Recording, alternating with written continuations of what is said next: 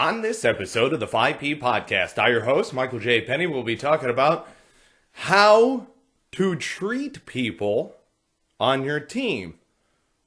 Hey folks, to some people this is a delicate topic. To me, it really boils down to simply be polite, be professional, right? Simple isms that folks have known for a very long time, right? But business leaders right now in the environment, working with both genders in the same workplace, right, or working with professionals in a workplace of a variety of sorts, all working in some sort of craft, skill, trade, different types of folks that are technical, different knowledge workers.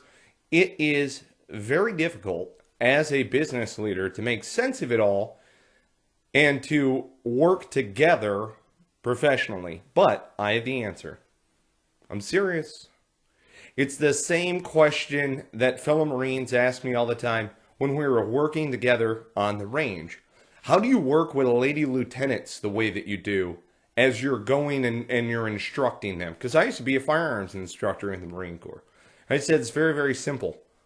Treat them like Marines. That's it. Be polite, be professional, treat them like Marines as you would any other Marine. Hold them to the Marine standard. That's it. We're all Marines. We're all accountable. So long as you uphold the Marine standard. And that's what it boils down to. So, in the civilian work environment, or out there in the workplace as a whole, right? I say civilian because I'm a veteran coming out into the work environment. And I've seen this before to where I'm pulling my training with me, coming back out into the work environment, and I'm working around folks who have never served a day in the military. And I'm trying to understand what it is, the mission buy-in that a lot of people need to have before they actually cross over and before they're a part of that greater overall team. All right, so for me, it is exercising the 5P process. Now, let me give you the mission statement. Specifically on this episode of the 5P Podcast, we'll discuss how to treat our fellow people.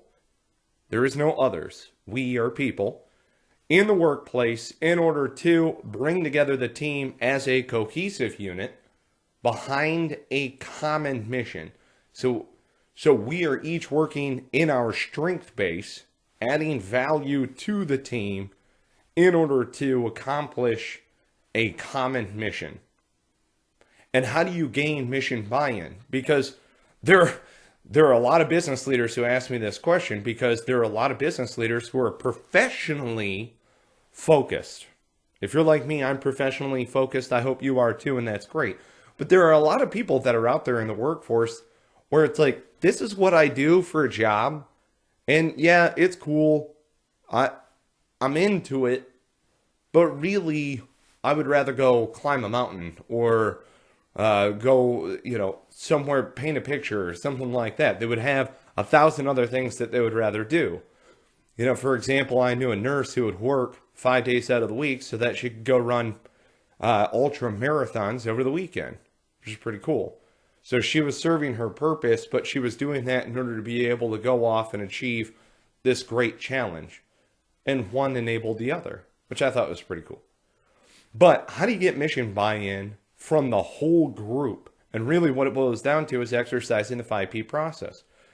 All right, so it's simple like this. You, the listener, have the ability, using the 5P method, if you join the 5P inner circle, using this simple military management method, you can gain mission buy-in from everyone on your team. All right, because really what it boils down to, a lot of folks say, oh, it's inclusion and all of these other things. Right. It's inclusion on planning. It's inclusion on debriefs. They want help. They want a little bit of input going into the plan so that they feel like they have a little inkling of control in their own destiny. And that ain't too much to offer.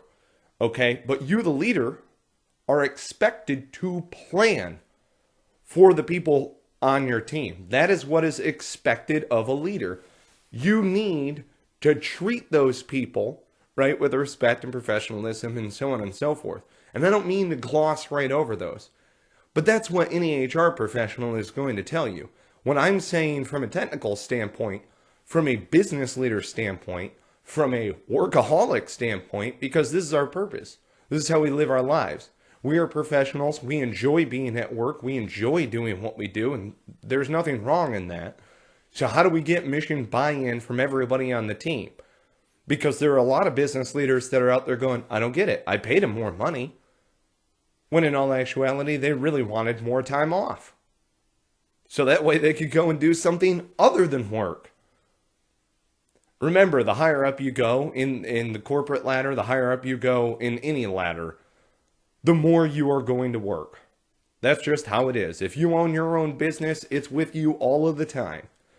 And I know that a lot of us like to say, hey, we can go and we can relax on vacation and stuff like that. You're serving your purpose by leading others, by being a part of the team.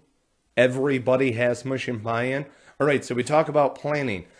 You can get their perspective when you're putting together your 5-paragraph business plan. You put together that plan for action by joining the 5P Inner Circle, being a part of our greater overall community of other business leaders whom you can network with. Check out all of our long-form interviews, all of our nuggets of knowledge, words of wisdom that are a part of that membership area. So when you go to 5paragraph.com and you join the 5P Inner Circle as a business leader and you're employing the 5-paragraph business plan, you ask your people, I'm going through this next iteration of planning. I need your input. And that's everybody. And I use the analogy every once in a while, or the anecdote every once in a while of a coffee shop, let's say, for instance. Okay, not everybody's going to want to be there for your team meeting, and I understand that. All right, brass tacks, I'm planning for this upcoming month, and I need your input on this plan. This is where we're going with it, and I need your valuable input. It's a brainstorming session, right? No bad ideas in brainstorming, right? Okay, so what you do is you put those things together down onto your dry erase board, whatever. You walk away. You have the ability to use 5P to plan. So you take that buckshot off the dry erase board, throw it into your 5P. Again, you can get it at 5paragraph.com. So you put that into your plan. Great. Now you turn around and you're briefing your people. Guess what? Their ideas are in the plan. They're going to hear their own ideas come out in your briefing. And that's the time that you talk. And then, in the action, in the heat of the moment, if you haven't already seen my videos on the fragmentary order, please check it out. But you commit action, do a fragmentary order. And when you're done, right, because things need to tweak, situationally flexible. Check out the video on situationally flexible, how to maintain accountability in a situationally flexible environment. Something that I talk about in the 5P Inner Circle. But what you do immediately upon completing action, and for a lot of folks, they need a timeline, a sequence. I'll give you an example. At the end of your shift, if all of you are getting off together as a group, then you debrief together as a group. If each one of you are individually getting off, that's fine. You just simply fill out your debrief. It's a simple template. You have your folks fill out a timeline debrief of what they saw, their observations. Now, a lot of us have professional reporting in our jobs already. I understand that. What I am talking about is a debrief of occurrences in the workplace that you saw your people in some sort of interaction. They collected some sort of business card, marketing material. Hey, another store in our area is having this event happening in the parking lot. Maybe we should be a part of that. Okay, so that's part of the debrief. Okay, treating people is simple, in my opinion. Get their input as far as the plan to move forward. Get their debrief. That's their feedback. If you allow them that opportunity to give input on the plan, then they're going to be more apt to give you that debrief feedback, honest debrief feedback, because they know that you're actually using it for something. That's the whole point. None of us want to be patronized. None of us want to be like, hey, how's it going? Oh, yeah, it's going good. All right, cool. Okay, cool, bye. You know, Mattis talks about this in his book, In Chaos. He talks about how the first answer is always BS. Oh, how you doing, gents? Oh, living the dream, sir. Right? Everybody glosses over with their cliche response. Okay, enough BS. What's actually happening here? What is actually going on here? Because I need your input and your feedback so that way I can develop a better plan. So, in my opinion, how to treat people in a workplace, in an environment, is based on their specialities, why they were hired on. It's in order to accomplish mission success. All of us have our own personal lives. We're all dealing with our own anguish and our own strife and our own problems. And what we need to do is come together into this workplace, and we need to accomplish our mission together. Okay, so how do you reinforce this, though? Well, reinforce the incentivization of what happens when you accomplish your mission. So when we crank this out, when we hit our goal, and it's got to be, boom, a standardized thing that everybody can pay attention to.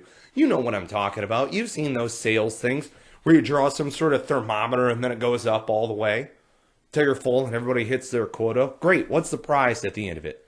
A lot of people are really, really happy with, like, you're getting some good chow, into the office and enjoying yourself and hanging out and stuff like that. And then there are those of us who are work professionals where pay me more and I'll work more. Don't get me wrong, but I would rather rise up in the ranks. I would rather get paid more. I'd rather get a bonus, that type of stuff, because I enjoy work. I enjoy getting my hands into something. And I'm sure that there are a lot of your people who do as well. Now, a little cue in to one of the next future videos that we're going to be doing. How to work with a maverick on your team. Anybody who has ever known me throughout my life knows that I've got a little bit of a rebellious streak inside of me, okay? Believe it or not, those are the great, great folks that you need to cultivate as your future leaders. General Mattis talks about this. Bing West talked about it in The Village. They co-authored Chaos, by the way. Simon Sinek discusses it in Leaders Eat Last. So we're going to be talking about mavericks and how mavericks can be your greatest leaders, your most innovative leaders. And you have to maintain accountability in between a maverick, right? So how do we treat our people? In my opinion, we get them on board with mission buy-in by including them in our planning process and pulling good, honest feedback in our debrief process, which then comes full circle. Join the 5P Inner Circle right now. Go to 5paragraph.com. Join the Inner Circle right now. You'll be glad you did. Learn the world's greatest management method based on the U.S. military operations order process. Thank you for paying attention. I really do appreciate it. Be sure to subscribe to our YouTube channel and subscribe to this podcast on iTunes, Stitcher, Player FM. You can also check us out at Heroes Media Group. Heroes Media Group proudly serves those who have served. They offer us a pedestal, a platform, a voice to be able to get our message out. So thank you so much to Heroes Media Group. Check them out. Folks, subscribe, and be sure to keep clicking on more videos and on more podcast episodes as they keep rolling out. I really do appreciate each and every one of you getting in touch with me. I appreciate your feedback. I appreciate your comments. Thank you. God bless you. And take care and be well.